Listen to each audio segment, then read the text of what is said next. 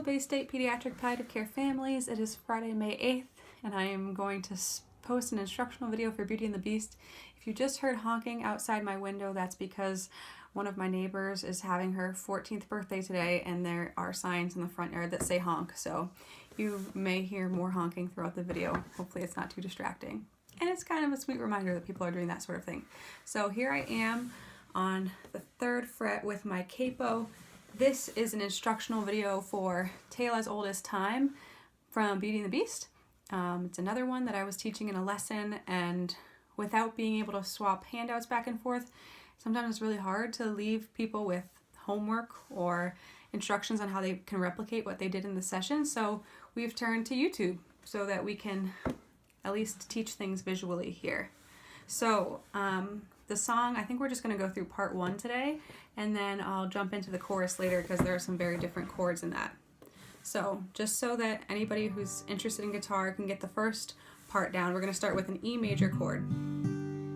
And like I said, for my voice it's comfortable with the capo on the 3rd fret, but you don't need to do that if that's not where your singing voice lies. So we have a middle finger on the 5th string, 2nd fret, ring finger just beneath him on the 4th string, 2nd fret, and finally our pointer finger is going to go on the 3rd string, counting upside down again, and the 1st fret. There you go. So we go, tale as old as time. That's how I like to play it. It's a bit of a shimmery A, technically an A9. If you take middle finger, put him on the 4th string, 2nd fret, the ring finger just underneath him. On the 3rd string, 2nd fret, you'll see how it's actually, at least for those 2 fingers, not a huge jump from the E to the A. And you're already there. So you will have to, between those 2 chords, remove your pointer finger. So it goes from here to here.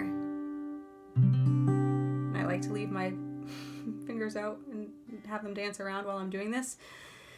As if I'm Spider-Man, but really it's just so that you can see that they're not anywhere on the guitar. It gives you the clearest picture. So here we go. From the top it goes, tale as old as time, true as it can be. So this is a kind of an alternate way to play a B chord, but it sounds quite nice, I think. You're only going to want to strum the top 4 strings, otherwise it will not sound correct.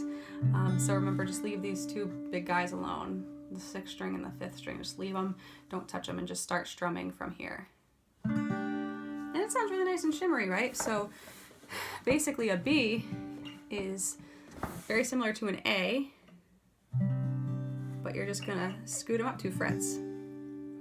So basically it's the 4th fret from the capo. If you're playing without a capo, it's just the regular 4th fret. And it makes sense, right? Because if we have these fingers here in A, we move them up a fret, that's A sharp, and up 1 more, that's B, right? A sharp, B, that's how we count half steps in music. So from the top, it'll be tale as old as time, true as it can be. Then we go, barely even friends. Just like so jazzy, right? This is how I play it. It would be a G sharp minor, and the way I play that is definitely, again, a little bit of an adjustment from probably how you would play it typically. Mine has maybe some more tensions in it, but you're going to put the middle finger on the 4th fret on the 6th string, the thickest string there. You're going to skip a string, and then you're going to put your ring finger and your pinky on the 4th and 3rd strings in the 4th fret. So they're all stacked on top of each other, kind of like pancakes, but we did skip the 5th string. So it goes, from here it goes,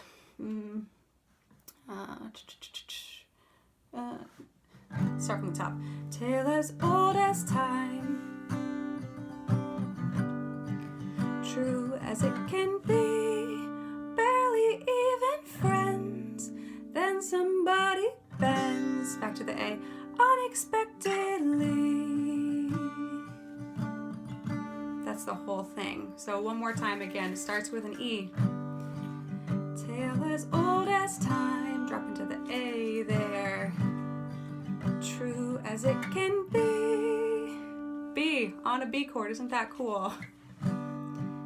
Barely even friends, then somebody bends A, unexpectedly, up to the B.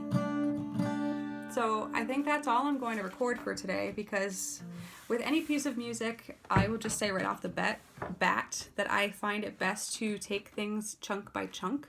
Make sure you really have something down first, whether it's a verse or a certain chord on piano, whatever you're doing, so that you feel confident in it before you go and try to jump ahead and, play something that somebody's been playing for 5 years. So this is part 1 of the Beauty and the Beast Tale as Old as Time video, instructional video on guitar, and I hope you enjoy, especially the one person I was thinking of when I recorded this. And if anybody else has other requests, please send them my way, whether it's an instructional video or just a song you'd like to hear. Thanks so much and take care, everybody. Have a nice weekend and happy Mother's Day to everyone celebrating.